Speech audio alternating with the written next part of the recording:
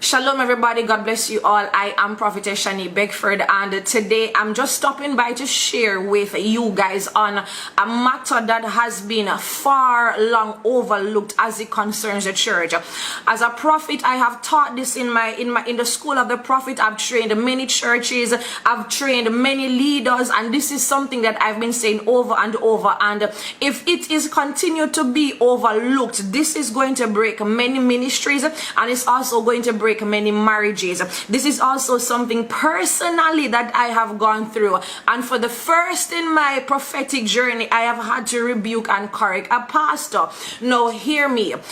Wherever there is a pastor who is serving in a church, or a prophet who is serving in a church, also in the pastoral, because that leader is a prophet, an apostle, or a pastor, does not mean that their wife or their spouse needs to have a certain title or serve in a certain quote-unquote position where being a prophet, a pastor, an apostle is concerned. We need to begin to normalize, and this even has nothing to do with normalizing. As a matter of fact, if someone is not called to an office, do not force them and do not put them to serve in an office for the sake of them being the spouse of the pastor of a church.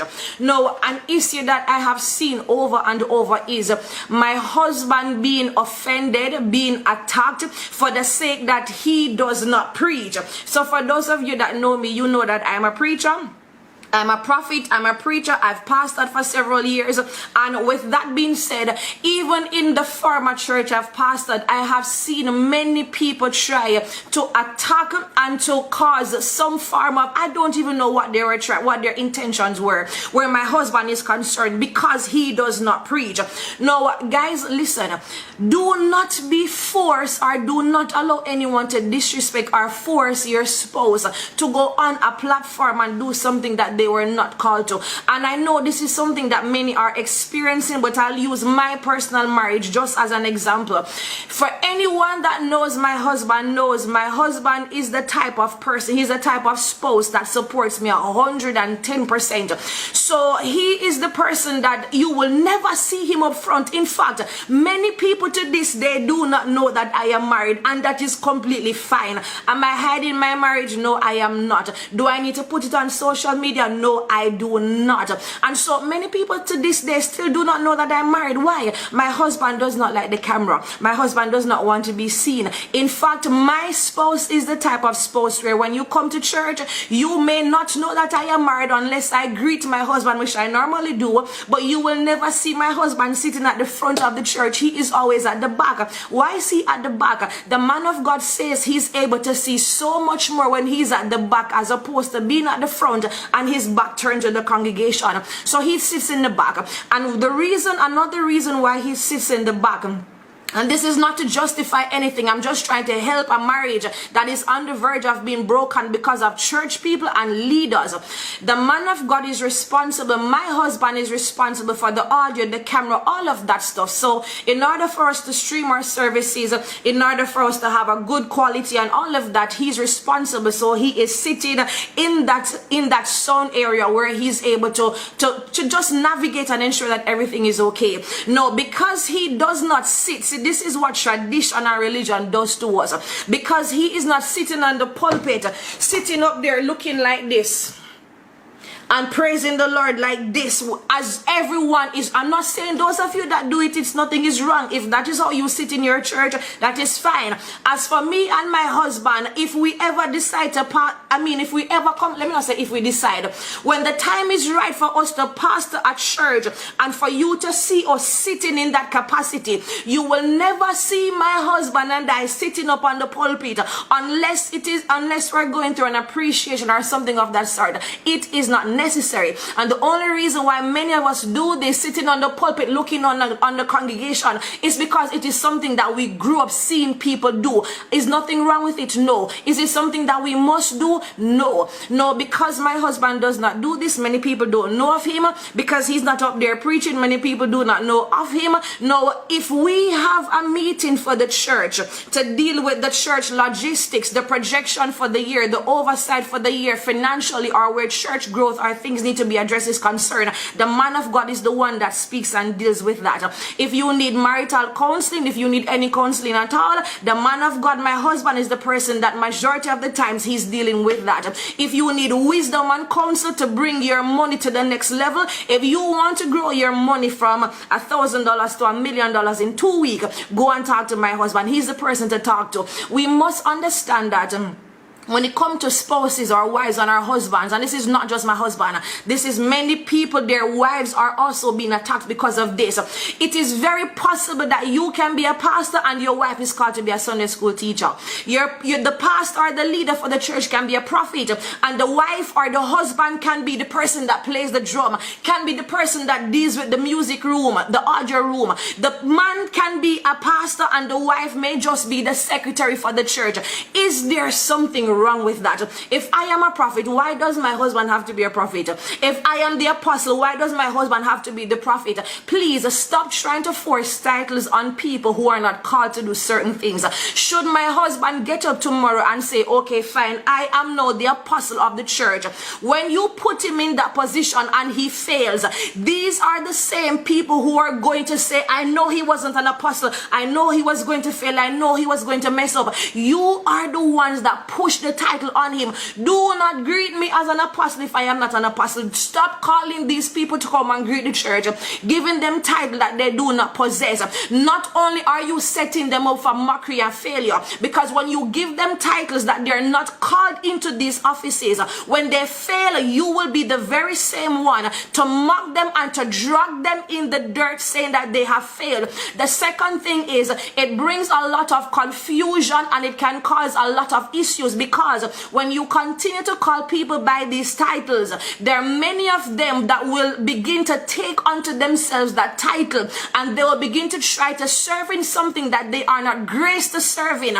The moment they try to serve in that capacity, they now take unto themselves and their families additional warfare that is unnecessary.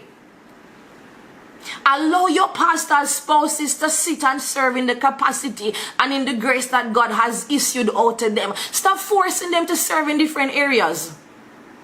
I have been recently, a certain leader or church, and I won't call any names because I've never done this before. Listen, I've gone to churches where I've seen leaders, say that, and this is multiple churches, leaders have said that, oh, I pray God will give you a support system and God will send you support, that when you go to preach, you will have support, someone who is with you. And see, what support looks like for church people is my husband or your wife walking and running behind you in the church, wiping your sweat, wiping your spit, running up and down behind you in the church. I don't need that kind of support.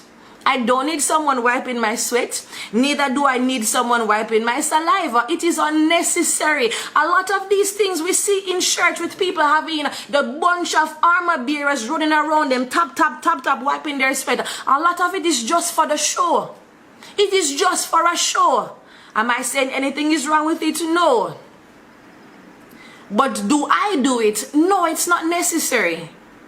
So if that's what many of these churches and church people consider support, you do not understand ministry, neither are you ready for ministry. Support is when you have a spouse that when the pastor leaves the church and they go home, the wife is there that cooks a lovely meal. And I'm not lowering the standards or the calling of the wife to cooking and cleaning and taking care of the kids. But a lot of times God will send a spouse, God will send a leader, a spouse that balances them out. My husband is my balance. Not only does he take care or have been taking care of our son while I'm preaching for 5 years, when we travel to the various different parts of Jamaica, for those of you who don't know, I have preached in 14 parishes of Jamaica for several days throughout the week. When I am doing a 3 nights tent crusade, for example, I'm traveling from Kingston and I'm going to St. Anne's to do a 3 night of tent crusade, who do you think have to drive me back and forth every night?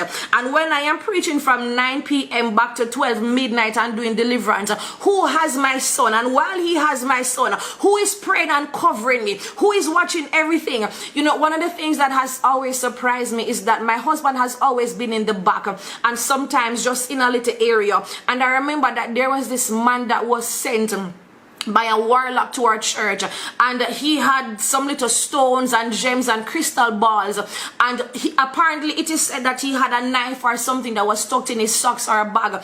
And based on what I saw from the camera, what everyone else was saying that was there, he rushed to the altar getting ready to pull out something. Maybe he was going to stab me or something of the sort. And best believe the only person that caught it, my husband ran from the back and grabbed him at the front and ushered him out. No one else saw. Nothing misses my husband. See, some of these spouses for leaders that you guys are belittling and looking down on because they don't preach and they're not in the front and they're not here for a show. Many of you are overlooking them, and you do not know how powerful and how mighty they are. There are many things that I miss as a prophet. Don't you dare try it with my husband. There are many things I overlook. Don't you dare try it with my husband. The man of God is sharp. Some of these pastors' wives, they are sharp, like they're swift like a sniper. Nothing misses them. So they cover the spouses. They pray while they're going on the journeys. Stop belittling the pastor's wife. If the pastor's wife is the Sunday school teacher, allow her to be the Sunday school teacher. Stop forcing titles on these people. This pastor said that it was revealed to her by the Spirit that my marriage is under attack. My marriage is falling apart. May there be peace in my marital home, and may God send me support. What are you talking about? I had to rebuke it and I had to shut it down. We need to stop it. We need to stop it. We need to stop it. God is not pleased by it. Stop forcing people into offices that they're not called into. This is my peace. This is my peace today concerning the church. Leave the pastor spouses and the prophet spouses alone. Whether they be male or female, let them serve in whatever office or capacity they're called to serve in. And if they serve in no capacity and you do not see them doing anything in the church, they serve a purpose and a role in the life of the leader. That's why the leader is married to them. You may not see it, but they do more than you think that they do. Disconnect myself